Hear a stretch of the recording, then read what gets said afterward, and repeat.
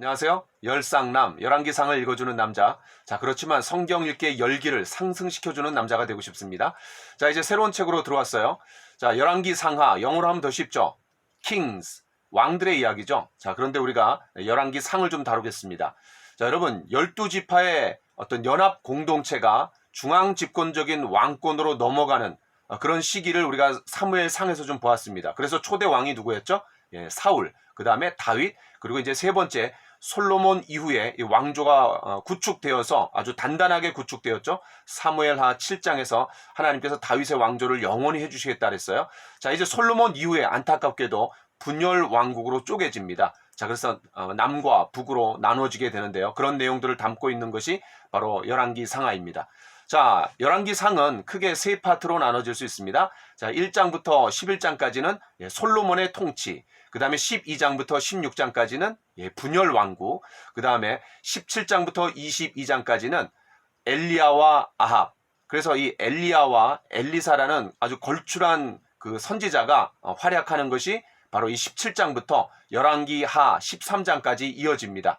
자, 크게 세 파트로 나눠지는데 또 다시 두 부분으로 나눈다라면, 자, 1장부터 11장까지는 솔로몬이 주도한 그런 통일 왕국이라고 얘기할 수 있고, 그 다음에 12장부터 22장까지는 분열 왕국, 통일 왕국의 반대죠. 분열 왕국의 초기라고 얘기할 수 있습니다.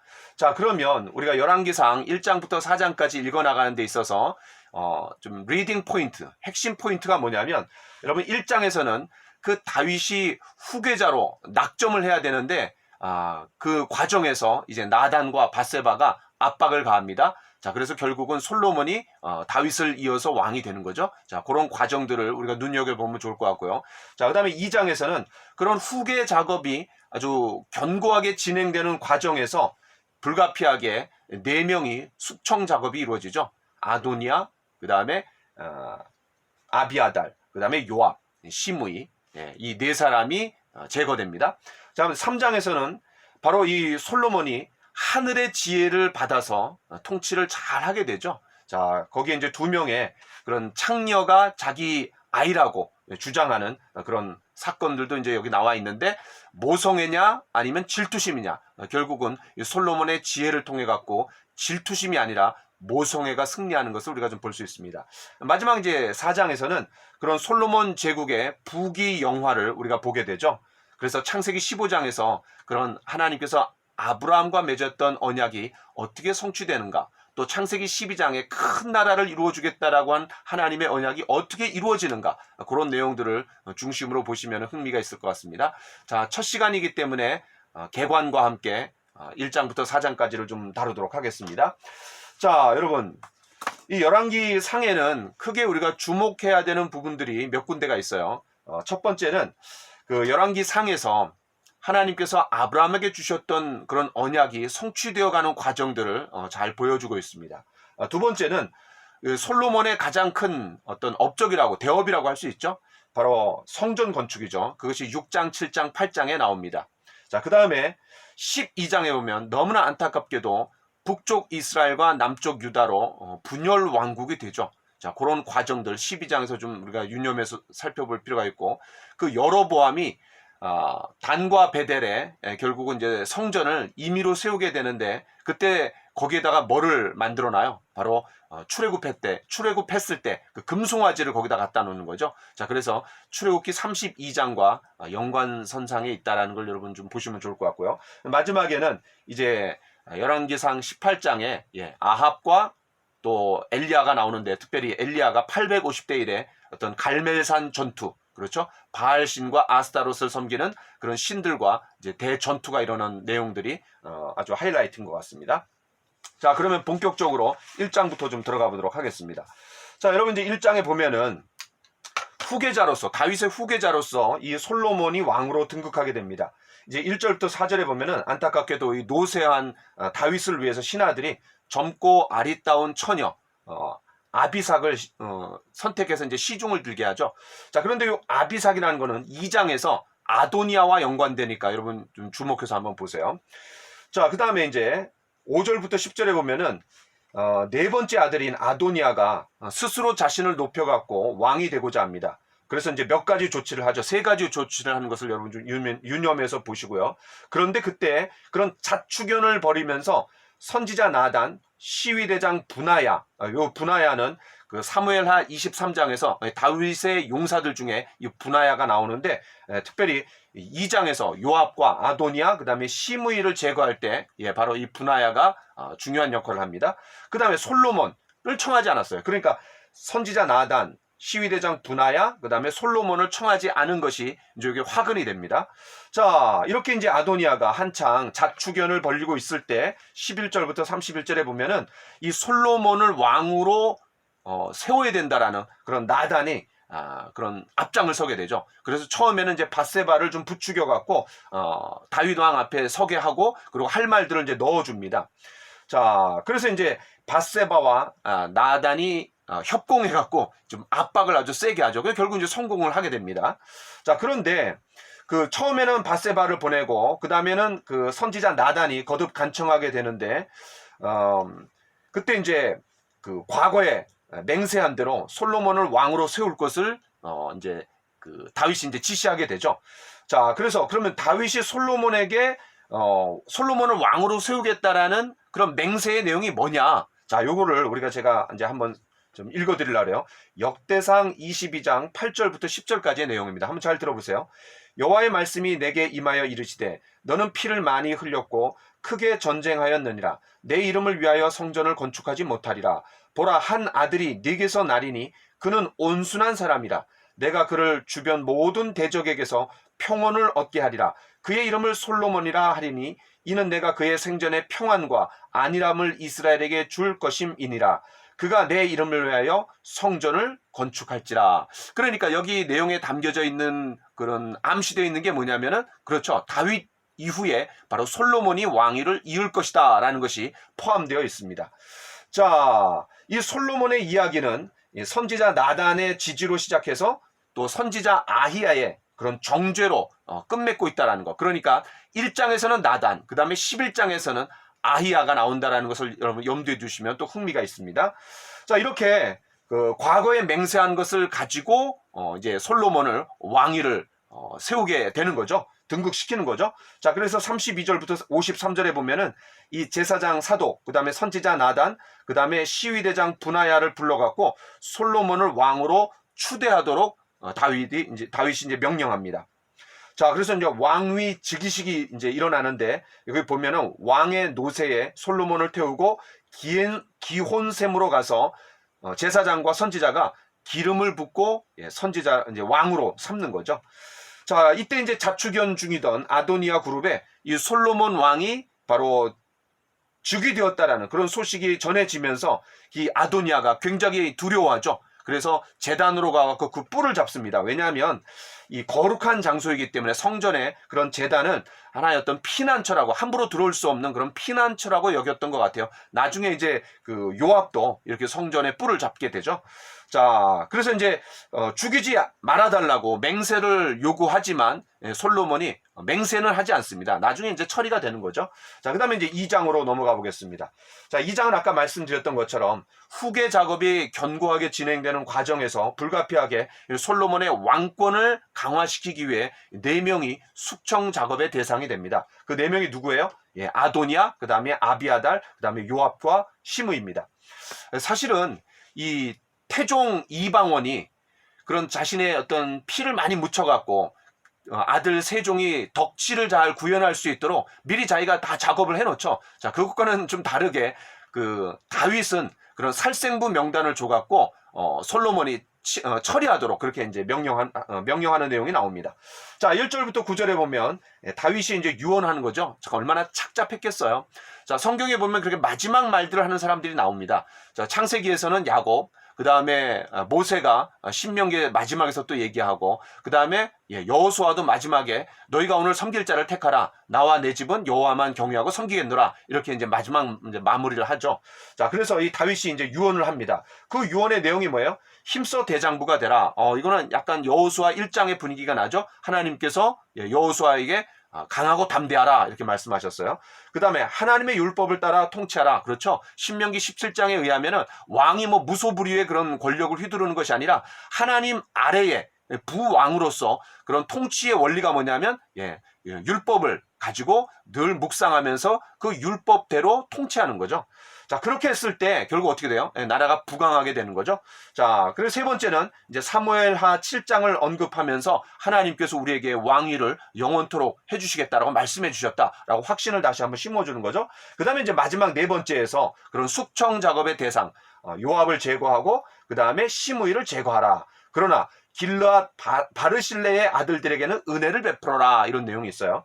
여러분, 특별히 이 요압을 제거하는 거는 그 다윗 당시에는 좀 불편하게 해주는 어떤 정적이라고 할 수 있었지만, 그러나 이 반 솔로몬 세력에 가담을 했어요. 다시 말해서 아도니아를 왕으로 추대할 때 거기에 아비아달과 요압이 가세함으로 말미암아 완전히 이거는 뭐 심각한 문제가 되는 거죠. 여러분, 출애굽기 22장에 보면은 이제 21절에 이런 말씀, 28절에 이런 말씀이 있어요. 백성의 지도자를 저주하지 말지니라. 자, 그러면서 이 시므이를 제거하는 어떤 명분이 뭐냐? 그 지도자를 저주한 거에 대해서 바로 이제 언급합니다. 그러니까 시므이가 사무엘하 16장과 19장에서 뭐 돌을 던져가면서까지 다윗을 저주했어요. 그 다음에 19장에서는 다윗이 다시 이제 압살롬을 처리하고 왕으로 다시 복귀할 때 그때 한 1000명 정도를 데려가갖고 자신의 세력을 과시하면서 살려달라고 빌었던 적이 있었죠. 자, 그래서 이제 시므이를 그때 기억을 하면서 바로 제거해라. 너한테 도움이 되지 않는다라고 얘기하는 거죠. 그 다음에 이제 길르앗 바르실레 아들들에게는 은혜를 베풀어라 이렇게 얘기하는데, 여러분 잘 기억나시죠? 사무엘하 17장과 19장에서 그 마하나임을 중심으로 해서 반격을 시도할 때 그때 이제 도움을 줬던 사람이 바로 이 바르실레였고, 나중에 19장에서는 이제 환도할 때 왕으로 다시 복귀할 때 예루살렘으로 같이 가자고 얘기하죠. 부귀영화를 누리게 해주겠다 그랬을 때 이제 고사하면서 자신의 아들 김함을 좀 잘 봐달라 이런 얘기를 한 거에 대해서 기억하면서 이렇게 얘기를 해주는 거죠. 자, 그 다음에 10절부터 12절에 보면 참 주인공이었던 이 다윗이 드디어 이제 죽게 됩니다.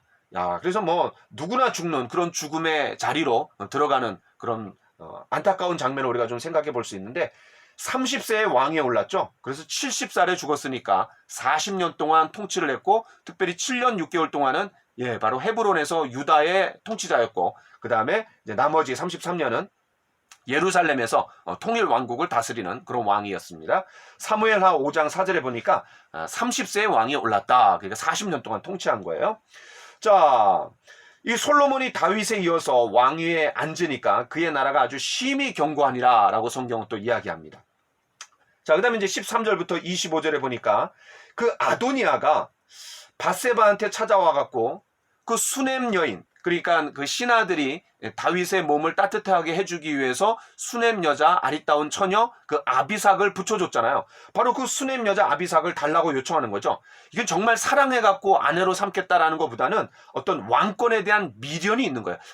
원래 자기에게 왕권이 돌아와야 되는 건 맞는데 하나님께서 솔로몬에게 왕위를 주셨다. 뭐 그거는 인정하지만 그 미련이 남아 있었던 것 같아요. 왜냐하면 여러분 사무엘하 3장 7절에 그 아브넬이 사울의 첩 리스바와 통간하자 이스보셋이 그를 책망했잖아요. 또 사무엘하 16장에 보면은 그 아히도벨이 바로 다윗의 책사였던 아히도벨이 그런 압살롬의 반역에 가담해갖고 다윗의 후궁들하고 동침하라는 엄청난 제안을 하죠. 그러니까 여기에 담겨져 있는 게 뭐냐면 그런 왕위 찬탈에 대한 음모와 그런 전조가 여기 담겨져 있는 거죠. 자, 이 이야기를 밧세바가 이제 솔로몬에게 말합니다. 그때 이 솔로몬이 그냥 화를 굉장히 내면서 차라리 아비아달과 요압도 구하지 왜 그 아도니아만 얘기하냐고 화를 막 내는 거예요. 그런데 20절에 보니까, 자 20절 한번 보겠습니다. 2장 20절. 밧세바가 이르되 내가 한 가지 작은 일로 왕께 구하오니 내 청을 거절하지 마소서. 왕이 대답하되 내 어머니여 구하소서. 내가 어머니의 청을 거절하지 아니하리이다. 밧세바 입장에서는 잘 모르니까 작은 청이라고 얘기했는데 실제로는 그 왕위 찬탈에 대한 전조가 여기 담겨져 있는 거죠. 여러분 우리가 사무엘하를 이렇게 봤을 때 그런 내용들을 우리가 좀 생각해낼 수 있습니다. 자, 그 다음에 이제 24절에 보니까 하나님이 자신의 왕권을 세워주셨음을 이 솔로몬이 분명히 확신하고 있었던 것 같아요. 하나님이 큰 은혜로 자신에게 왕위를 주셨다. 이런 내용들이 이제 나옵니다. 자, 그 다음에 분하야를 통해서 누가 처리돼요? 제일 첫 번째로 숙청 대상이 누구냐면 아도니아입니다. 자, 이 아도니아는 여러분 기억나세요? 그 밧세바를 범한 후에 나단 선지자가 와갖고 어떤 이야기를 하죠. 부자와 가난한 사람의 이야기를 하면서 그 가난한 사람의 암양을 부자가 빼앗았을 때 뭐라 그래요? 즉시 죽이고. 그러니까 그 말대로라면 바로 다윗도 죽어야 돼요. 두 번째는 4배로 갚아주라 그랬어요. 자, 그 4배가 뭐예요?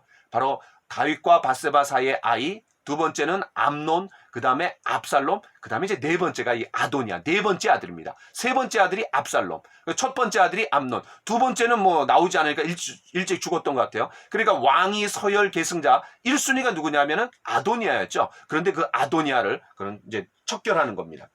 자, 그런데 여기 이제 흥미로운 사실은 그런 숙청 작업을 할 때 언제나 분하야가 앞장섭니다. 그러니까 이 솔로몬의 살인 청부업자가 그런 역할을 맡았던 사람이 바로 분하야인 겁니다.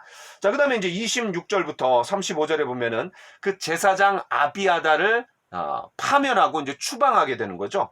자, 그런데 죽이진 않았어요. 왜냐하면 그 사무엘상 21장에 사울을 피해서 도망갔을 때 그 아히멜렉이 도와줬어요. 다윗을. 아버지가 도와줬던 거죠. 그 다음에 이제 사무엘상 22장에 보면은 그 일 때문에 사울이 제사장 일가족을 완전히 몰살시키죠. 그때 도망쳐 나온 사람이 누구냐면 아비아달입니다.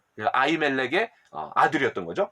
자, 그 다음에 이제 사무엘하 15장과 17장에는 그런 압살롬의 반역 사건 때 목숨을 걸고 그런 첩보원 역할을 차청했던 사람이 누구냐면은 바로 이제 아비아달입니다. 그래서 이제 이런 어떤 전력이 있기 때문에 아도니아를 지지해서 반역죄로 죽여야 하지만 그러나 다윗 시대에 나름 중요한 역할들을 수행해 온 것에 대해서 공로를 인정해 갖고 그냥 낙향시키는 거죠. 바로 이제 추방하는 겁니다. 자, 그런데 여기에 이제 27절에 뭐라 그랬냐면 제가 한번 읽어보겠습니다. 아비아다를 쫓아내어 여호와의 제사장 직분을 파면하니 여호와께서 실로에서 엘리의 집에 대하여 하신 말씀을 응하게 함이더라. 여러분 사무엘상 2장에서 31절부터 35절에 보면은 한 선지자가 나타나갖고 그 엘리 가문을 완전히 몰살된다라는 것을 예언한 적이 있어요. 그것이 이렇게 성취되는 거예요. 자, 그걸 여러분 좀 윤념해 보시면 좋을 것 같고, 그 다음에 이제 이 요압을 분하야가 제거하게 됩니다. 결정적인 순간에 왕권을 무시했고 또 아브넬과 아마사 그리고 압살롬 를 이제 죽였어요. 그리고 아도니아의 반란에 가담한 게 아주 그냥 최악의 사건이었죠. 토사구팽이라는 말을 이때 이제 써야 될지 모르겠어요. 바로 다윗 때는 처리하지 못했지만 결국 이제 팽당하는 거예요. 공적을 많이 세웠지만 그러나 이제 심각한 문제들이 있어갖고 다윗의 통치에 상당히 걸림돌 작업을 했던 게 바로 이제 요압인데 바로 이제 분하야가 제거하는 겁니다. 역시 이 요압도 아도니아처럼 이 제단의 뿔을 잡지만 결국은 처형을 하는 거죠. 자, 출애굽기 21장 14절에 보면 이런 말씀이 있습니다. 사람이 그의 이웃을 고의로 죽였으면 너는 그를 내 제단에서라도 잡아내어 죽일지니라. 그러니까 살인자는 아무리 제단뿔을 잡는다 할지라도 용서가 없는 거죠. 자, 그 다음에 이제 36절부터 46절에 보니까 그 시므이에게 주거 제한 명령을 내립니다. 예루살렘을 떠나지 말라는 거죠. 다시 말해서 그 베냐민 지파와의 공모가 일어날 것을 사전에 차단하고 미연에 방지시키는 역할을 하죠. 그래서 만약에 예루살렘을 떠나면 죽이겠다. 어떤 일종의 가택연금이라고 할 수 있습니다. 그런데 그 두 종이 도망을 갔어요. 가드로 도망가자 찾아오는 과정에서 이게 발각이 되는 거죠. 예루살렘을 떠났기 때문에. 그래서 이제 경고 위반으로 죽이게 됩니다. 자, 이런 그 4명의 사람들이 이제 숙청이 되는데 46절에 이렇게 말씀하고 있어요. 46절을 보니까 여호야다의 아들 분하야에게 명령하매 그가 나가서 시므이를 치니 그가 죽은지라. 이에 자, 이런 모든 숙청 작업이 끝났어요. 이제 그 시므이를 끝으로 이에 나라가 솔로몬의 손에 견고하여 지니라. 그러니까 뭐예요? 이런 모든 정적 프로그램들이 바로 정당했다라는 하나님의 평가죠. 그렇죠? 그래서 이제 안팎의 모든 그런 왕권을 이루어 나가는 데 있어서 저해 요소들을 다 제거가 됐습니다. 그 결과가 뭐냐? 이제 솔로몬의 손에 나라가 견고해져 갔다라고 하나님이 그렇게 이제 평가하시는 거죠. 자, 다윗도 이 사울을 죽였다라는 그런 아말렉 사람 소년을 목을 치고 그 다음에 그 이스보셋을 죽인 바나와 레갑의 목을 치면서 두 사람을 죽임으로 시작을 했는데 바로 이 솔로몬도 비슷한 것 같아요. 자, 그 다음에 이제 3장으로 넘어가 보겠습니다. 자, 이 3장에 보면은 하나님께서 주신 지혜가 나오죠. 여러분 이제 아마 3장이 솔로몬 하면 제일 많이 기억나시는 내용일 거예요. 다른 어떤 것보다도 나에게 하나님의 백성들을 통치할 수 있는 지혜를 주십시오. 자, 그런 내용인데, 자, 이제 여기 보면은 좀 석연치 않은 장면이 나와요. 왜냐하면 1절부터 15절에 보니까 이 솔로몬이 고대 근동의 맹주로 성장을 했어요. 그런데 애굽 왕 바로의 공주를 아내로 얻었어요. 그 공주를 상대편의 어떤 아내로 주는 거는 사실 쉽지 않은 일이거든요. 자, 이런 걸 보면은 아마 2장까지 그런 정치적인 안정을 꾀하면서 4명을 숙청했잖아요. 그러니까 좀 불안 심리가 좀 있었던 것 같아요. 그러면서 어떤 안전장치로서 정략 결혼의 냄새가 아주 풀풀 나는, 다시 말해서 애굽과 그런 관계를 공고히 하는 거죠. 자, 어떤 든든한 배경으로서 삼으려고 했던 어떤 그 솔로몬의 마음이 좀 여기 담겨 있는 것 같아요. 그러니까 참 높이 올라갔을 때 이런 또 문제가 생겨요. 왜냐하면 이 애굽의 공주가 왔기 때문에 그 공주만 오는 게 아니라 그런 신도 올 수 있고 문제가 좀 생길 수 있잖아요. 이제 나중에 이제 11장에 가서 이게 더 본격화됩니다. 자, 어쨌든 여러분 신명기지 12장 13절에 보면 이제 성전을 건축하기 전에 산당에서 예배를 드렸다 그랬는데, 신명기 12장에 보면은 너는 삼가서 내게 보이는 아무 곳에서나 번제를 드리지 말고 여호와께서 택하실 그곳에서 번제를 드리고, 그러니까 가나안 땅에 들어가 갖고 아무 데서나 예배를 드리지 말고, 그러니까 산당들은 이제 과거의 가나안 족속들이 이방 신들을 섬겼던 그런 것들을 이제 물려받아 갖고 이제 이스라엘 백성들이 제사를 드리곤 했는데 아직 성전이 완성되지 않았기 때문에 좀 허용이 되었던 것 같아요. 자, 그래갖고 이 솔로몬이 가장 큰 산당인 바로 이제 기브아에 가갖고 1,000번제를 드리는 거죠. 그러니까 3년이 넘게 하나님 앞에 기도로 예배로 하나님 앞에 나아갔을 때 하나님께서 꿈에 나타나갖고 너에게 필요한 게 뭐냐라고 하면서 지혜를 이제 구하게 되는 그런 내용들이 나오는 거죠. 자, 그런데 이제 솔로몬이 하나님을 깊이 사랑했다 그랬고 그런 다윗의 법도를 다 따랐다라는 거예요. 나중에 이제 열왕기상 하에 보면은 그런 유다의 왕들이 잘했냐 못했냐를 판가름할 때 다윗의 법도를 따랐느냐 못 따랐느냐 그거를 이제 판단 기준으로 삼는데 바로 이 솔로몬이 처음에는 이렇게 겸손하게 잘 시작했던 것 같아요.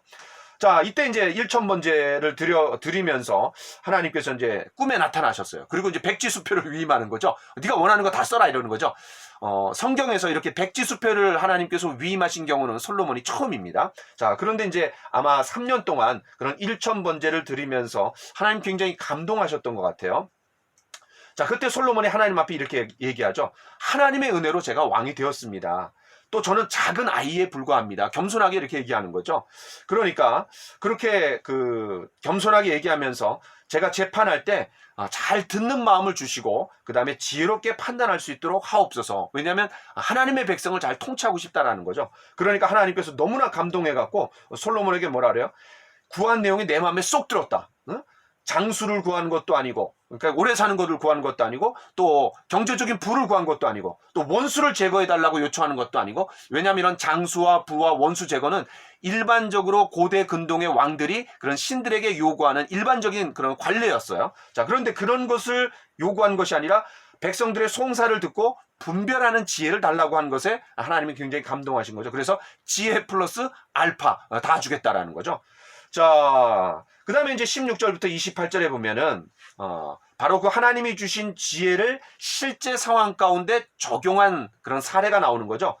야, 여기 보면은 그런 창녀들도 다윗이 아니라 솔로몬 왕 앞에 설 수 있을 정도의 어떤 신문고 제도가 잘 발달되어 있었던 것 같아요. 아마 이런 창기들의 이런 문제들이 그럼 왕에게까지 올라갈 정도로 그 중간에 있는 그런 지도자들이 굉장히 난해하게 여겨갖고 결국은 왕에게까지 올라갔던 것 같아요. 자, 여러분이 뭐 이 내용 잘 아실 것 같아요. 당시에 그 거짓말 탐지기가 있었던 것도 아니고 또 DNA 어떤 검증 방법이 있었던 것도 아닌데 참 이거 어떻게 해결할까?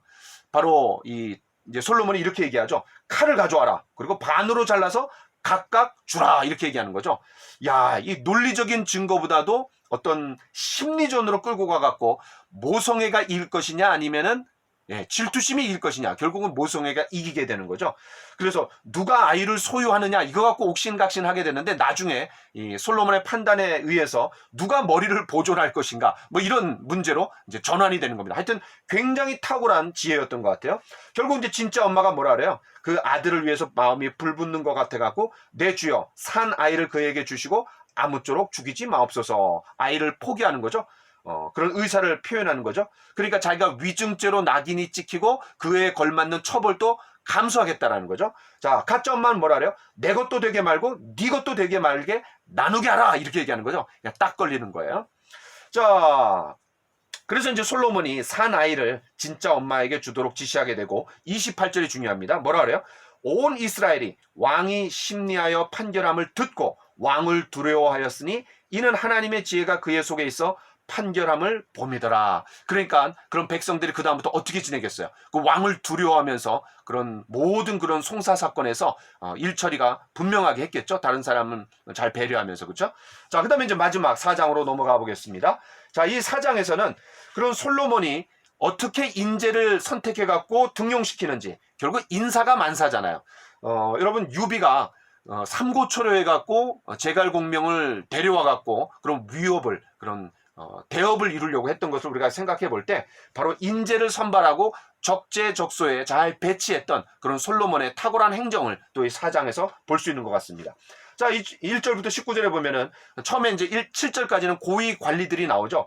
그런데 이 고위 관리들을 보면은 흥미로운 사실이 두 가지가 있습니다. 첫 번째는 뭐냐면 제사장은 사독의 아들 아사리야. 그 다음에 분하냐는 군사령관. 여러분 분하냐가 누구였죠? 예, 바로 솔로몬의 살인 청부업자 역할을 맡았던 사람이죠. 자, 그런데 이제 이 요압의 자리를 대신해 갖고 군사령관의 위치에 올라요. 그런데 이게 이제 흥미 있는 것은 다윗의 경우 사무엘하 8장과 20장에 그런 주요 요직들, 고위 관리들을 이제 세울 때 제일 첫 번째로 바로 군사령관 요압을 먼저 얘기합니다. 두 번 다. 그런데 지금 이 솔로몬 때는 제사장을 먼저 얘기해요. 왜냐하면 솔로몬은 성전을 짓고 또 평화를 누렸던 그런 솔로몬 시대에 그런 제사장을 제일 먼저 언급하는 것 같아요.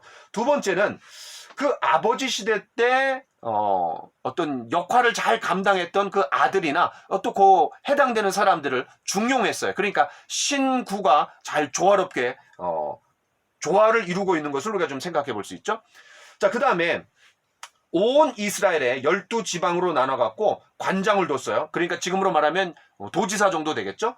자, 그래서 왕과 왕실을 위해서 양식을 공급하게 하는 거예요. 그런데 아주 지혜가 탁월한 게 뭐냐면 서로 어떤 특권의식을 갖지 못하도록 12명의 그런 도지사니까는 1년을 12달로 나눠갖고 한 달씩 책임지게 하는 거죠. 예, 그래서 그런 왕실 유지의 책임을 비용 부담을 하도록 요청을 하는 겁니다. 자, 그 다음에 20절부터 28절에 보니까 특별히 20절, 여기 굉장히 중요한 구절입니다. 유다와 이스라엘의 인구가 바닷가의 모래같이 많게 되며 또 먹고 마시며 즐거워하였으며 이렇게 나오고 또 하나는 24절 솔로몬이 그 강 건너편을 딥사에서부터 가사까지 모두 그 강 건너편의 왕을 모두 다스림으로 그가 사방에 둘린 민족과 평화를 누렸으니 이게 뭘 얘기해 주냐면 창세기 12장에서 큰 민족이 되게 해주겠다 라고 했던 그 아브라함과 맺은 언약이 이루어지는 거고 또 하나 창세기 15장에서 그런 애굽부터 유브라데까지 그런 대영토를 만들어주겠다라고 했던 것이 성취되고 있는 겁니다. 그러니까 솔로몬 시대 때 부귀 영화와 왕국의 번영이 얼마나 찬란하게 이루어졌는지를 우리가 이제 알 수 있고 그런 아브라함의 언약이 성취되었다라는 것을 여러분 염두에 두시면 이 내용이 좀 중요합니다. 자, 특별히 20절부터 25절까지가 재미있는데요. 자, 여기 보면은 20절, 21절, 그 다음에 22, 23, 그 다음에 24, 25. 예, 요거 A, 요거 B, 그 다음에 요거 C, 그 다음에 B 다시, A 다시. 자, 이런 식으로 본다라면은 A와 A 다시가 비슷한 내용이에요. 그 다음에 B와 B 다시가 비슷해요. 여러분 한번 보세요. 근데 결국 말하려고 했던 핵심이 뭐냐면 요 22절, 23절. 그러니까 22절, 23절이 뭐냐면 솔로몬의 하루의 음식물이 어떠했느냐? 어마어마했다라는 거죠. 그런 그 전문가들의 얘기에 의하면 이 솔로몬의 하루 음식물이 22절과 23절에 나온 내용이 14,000명이 풍족히 먹을 음식이랍니다. 그러니까 이 솔로몬의 그런 휘하에 어마어마하게 많은 그런 사람들이 있었고 그리고 그 당시의 어떤 통일 왕국에 부강했던 번영했던 그런 모습들을 잘 보여주고 있는 것 같습니다. 자, 그 다음에 솔로몬의 병거의 말, 또 외양간이, 말 외양간만 4만이고, 그 다음에 마병이 12,000명이라 그랬어요. 자, 요게 이제 어떤 그 막강한 군사력을 얘기해 주기도 하지만, 요게 이제 나중에 뭐가 문제가 되냐면, 열왕기상 12장에 르호보암이 솔로몬의 뒤이어서 왕이 되었을 때 그런 사람들이 이렇게 얘기하죠. 왕의 아버지가 우리에게 멍에를 무겁게 맸다. 그러니까 이런 그 솔로몬의 왕궁과 성전과 그다음에 솔로몬 그런 왕실을 유지하기 위해서 어마어마한 돈과 물자들이 갔는데 다 세금이잖아요. 그래서 어떤 막강한 군사력을 얘기해 주기도 하지만 나중에 이제 이게 무거운 세금으로 부메랑으로 돌아와 갖고 르호보암 때 문제가 되는 것을 여러분 좀 여기서 놓치면 안 될 것 같습니다.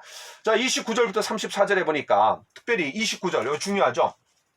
하나님이 솔로몬에게 지혜와 총명을 심히 많이 주시고 또 넓은 마음을 주시되 바닷가의 모래같이 하시니 솔로몬의 지혜가 동쪽 모든 사람의 지혜와 애굽의 모든 지혜보다 뛰어난지라.